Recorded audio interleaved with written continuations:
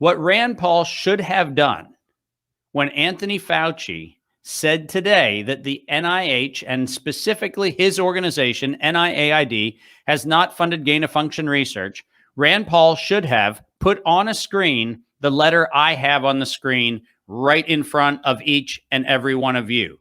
And let me read you what the letter says. This is from the Department of Health and Human Services, National Institutes of Health, National Institute of Allergy and Infectious Diseases. That's NIAID. That is Anthony Fauci's own organization. This is the letter, October 21st, 2014, sent to none other than Ms. Sherry Settle, Director, Proposal Management, University of North Carolina, Chapel Hill, Office of Sponsored Research, et cetera, et cetera. And there is a grant number, 5U19A107810-02. This is the grant that ultimately was used by Ralph Baric to create a chimeric, infectious, enhanced coronavirus pathogen. And that's by his own admission. He used this grant, and what the letter says, NIAID has determined that the above referenced grant may include gain-of-function research that is subject to the recently announced U.S. government funding pause. That's what we called the moratorium, issued on October 17th, 2014.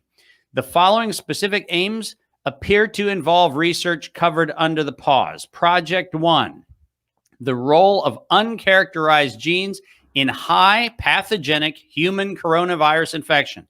Ralph S. Baric, PhD, project leader.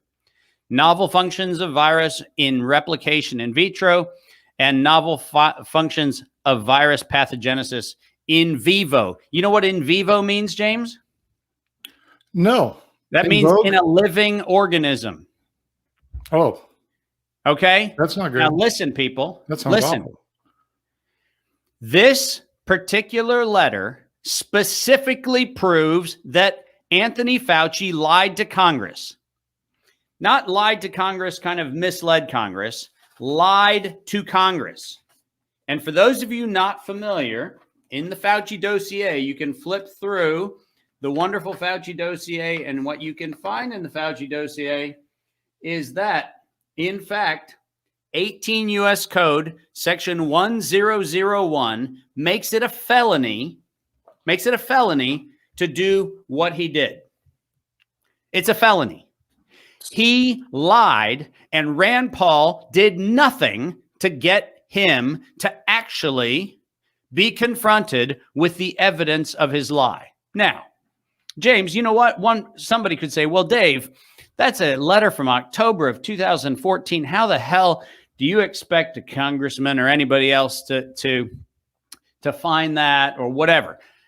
Okay, here's the problem. I've been publishing this thing for a year. So if there was anyone in Rand Paul's office to whom this information has been sent on multiple occasions, if there was anybody in Rand Paul's office doing their job, they would have, number one, known about this. And number two, they would have put this up when Rand Paul had Anthony Fauci telling Rand Paul that he was lying about some craziness that Anthony Fauci was making up about saving 400,000 lives or not saving 400,000 lives, depending on the way the story gets told. But James, it gets far worse than that. It turns out that I have on this particular slide set, not one, but I have letters to St. Jude Hospital, Mount Sinai Hospital, Johns Hopkins University, Rochester Medical Center, Utah State University, Mount Sinai Medical School, Emory, University of Wisconsin-Madison, Washington University, University of Texas, University of Chicago, University of Iowa, Emory University, University of North Carolina, Chapel Hill, University of Maryland, Vanderbilt University, University of Wisconsin-Madison, University of Wisconsin-Madison, and the Director of Intramural Research, Principal Investigators of the White House Announcement on Gain-of-Function Research. I have none other than 75 pages of letters that all said that NIAID was funding gain-of-function research. 75 letters.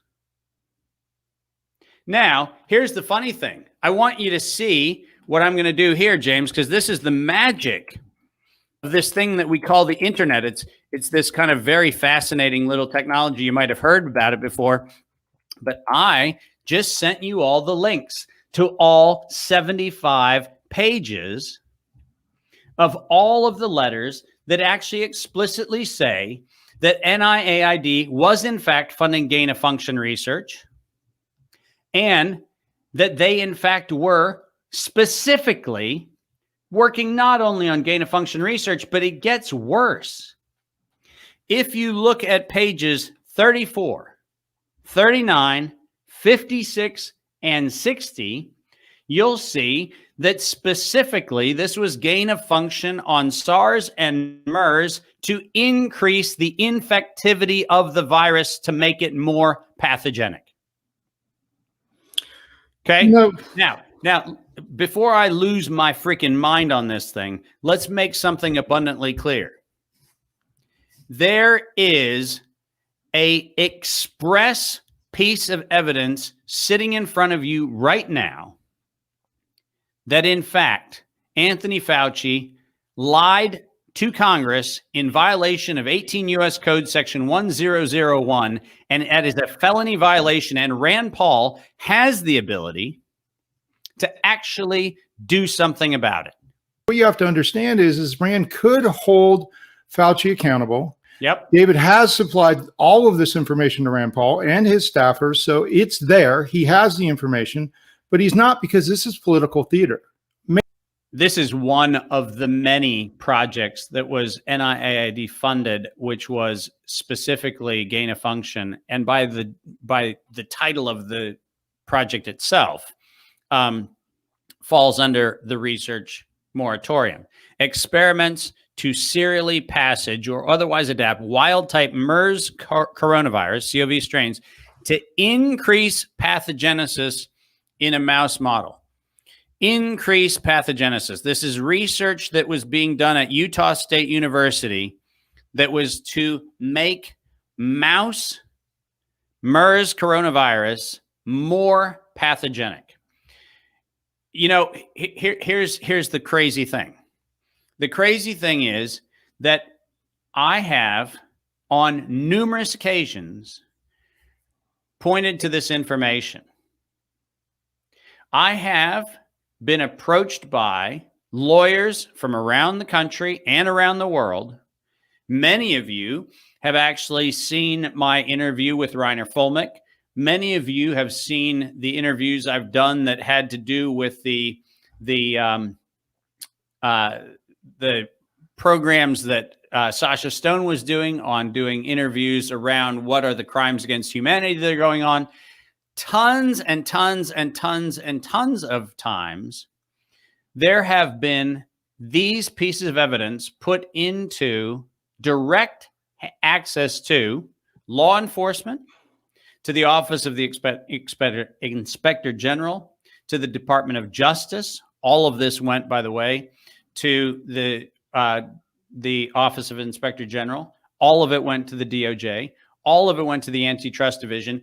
And not a single person, not one, is taking up an action on behalf of humanity.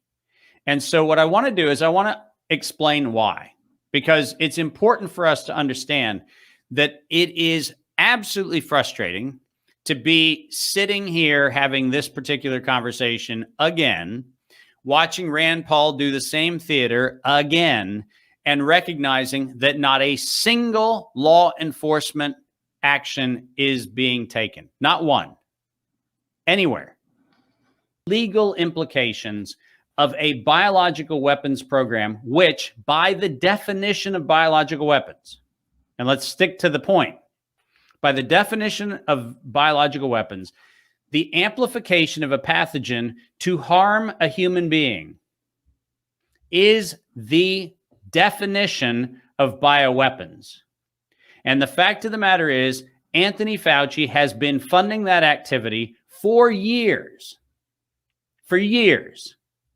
And Rand Paul has the evidence, has always had the evidence, and has done nothing but turn this into a fundraising juggernaut for self-interest.